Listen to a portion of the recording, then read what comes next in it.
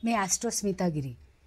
माझ्या चॅनलवर तुमच्या सगळ्यांचं स्वागत आहे. आत्तापर्यंत आपण नवम स्थान म्हणजे भाग्यस्थान, कुंडलीतलं भाग्यस्थान, त्याचा नातेसंबंधाशी कशा प्रकारे संबंध येतो आणि त्यात असणारे नातेसंबंध कशा प्रकारे विकसित करायचे हे आपण मागच्या भागात पाहिले.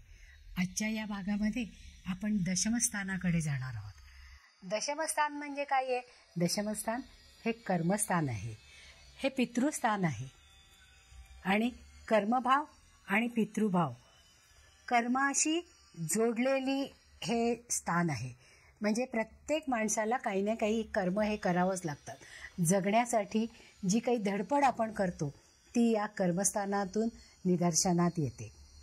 तसंच या स्थानाला पितृसौख्याचं स्थानसुद्धा म्हणलेलं आहे. पहा, कर्मस्थान जेव्हा आपण करतो तेव्हा कर्माची पुंजी म्हणजे काम करून आपल्याला जो पैसा काही मिळतो तो धनभाव म्हणजे धनत्रिकोणामध्ये, अर्थत्रिकोणामध्ये 2, 6 आणि 10 या स्थानांचा समावेश होतो. तर 10वं स्थान हे अर्थत्रिकोणाचं टोकाचं म्हणजे उच्चीचं स्थान आहे, जिथून होणारं धनसंचय हा जास्तीत जास्त होतो आणि तो जास्त उपयोगात येतो. आता अशा या कर्मस्थानाचा आज आपण जाणून घेणार आहोत. हे कर्मस्थान कसं आहे याच्याबद्दल विस्तृत माहिती घेणार आहोत. आता दशमस्थान हे पितृसौख्याचं सुद्धा म्हणलेलं आहे. म्हणजे पिता आणि पुत्र यांचं सौख्य एकमेकांना कसं आहे, म्हणजे पुत्राला पित्यापासून कशा प्रकारचं सुख मिळणार आहे हे या भावावरनं कळतं. पहा, आजकालच्या धकाधकीच्या जीवनामध्ये आई आणि वडील दोघंही नोकरी करत असतात, पण आईची नोकरी ही मुलांच्या सोयीप्रमाणे असते आणि वडील हे मात्र दिवसभर कामावर असतात. जेव्हा आपण मुलांना असा प्रश्न विचारतो की तुझे वडील तुला किती वेळा भेटतात, त्यावेळेस काही मुलं म्हणतात मी फक्त रात्री झोपतानाच वडिलांना बघतो आणि ते सुद्धा मला झोप येत असताना माझे वडील मला भेटतात. मग अशासारखी परिस्थिती जर असेल तर त्याला आपण उत्तम पितृसुख आहे असं म्हणतो का? नाही, पण पितृसुख हे असतंच. माता आणि पिता हे कुटुंबाचे भक्कम आधार आहेत आणि या दोन भक्कम आधारावर कुटुंब विस्तारलेलं असतं. मग जे मुलं असतात त्या मुलांचं संगोपन आई करते, पण त्या संगोपनासाठी लागणारा पैसा हे वडील कष्ट करून मिळवून आणत असतात. पहा बरं, आपल्याला जर काही ठेच लागली तर आपण काय म्हणतो? आई ग, म्हणजे त्यावेळेस आपल्याला आईची आठवण येते, कारण आपल्याला दुःख झालेलं असतं. पण तेच जर आपण भीतीने गारठलो असू आणि आपल्याला खूप भीती वाटली असेल किंवा अगदी एकाकी ठिकाणी जायचं असेल तर आपल्या तोंडून काय उच्चार येतो? बाप रे.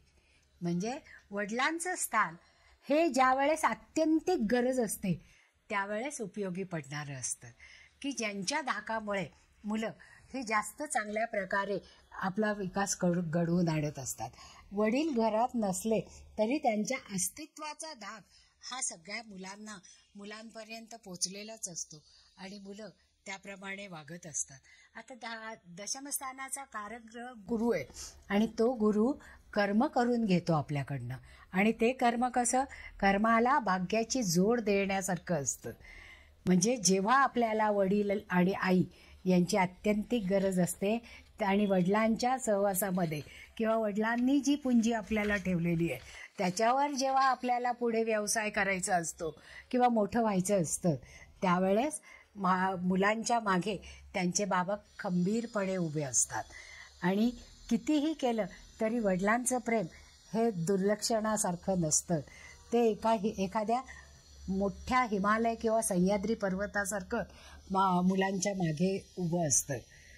सतत ओरडणारे वडील हे जर लहानपणी त्यांच्यासाठी आठवणीत असतील तर आयुष्यभर खस्ता खाणारे वडील स्वतः जुन्या चपला वापरतात पण मुलांसाठी मात्र अतिशय उत्कृष्ट आणि चांगले बूट आणतात. म्हणजे आई इतकीच बाबांचीही भूमिका महत्त्वाची आहे. बाबांचा असणारा पाठिंबा, प्रेम, धाक, अप्रत्यक्षरित्या दाखवणारी त्यांची माया ही सुद्धा तितकीच मोलाची असते. महाभारतामध्ये पहा, यक्ष प्रश्नाच्या प्रसंगी जेव्हा आकाशाहून थोर काय आहे असं जेव्हा यक्षाने धर्मराजाला विचारलं त्यावेळेस धर्मराजांनी सांगितलं की आकाशासारखे वडील, आकाश हे अथंग आहे आणि क्षितिजापर्यंत त्याचा थांग लागत नाही, म्हणजे त्याचं मोजमाप करता येत नाही. त्याप्रमाणे वडील या नात्याचंही फार मोठं महत्त्व आहे. आणि ज्योतिषशास्त्रात पितृसौख्याचा विचार दशमस्थानावरून प्रथम केला जातो.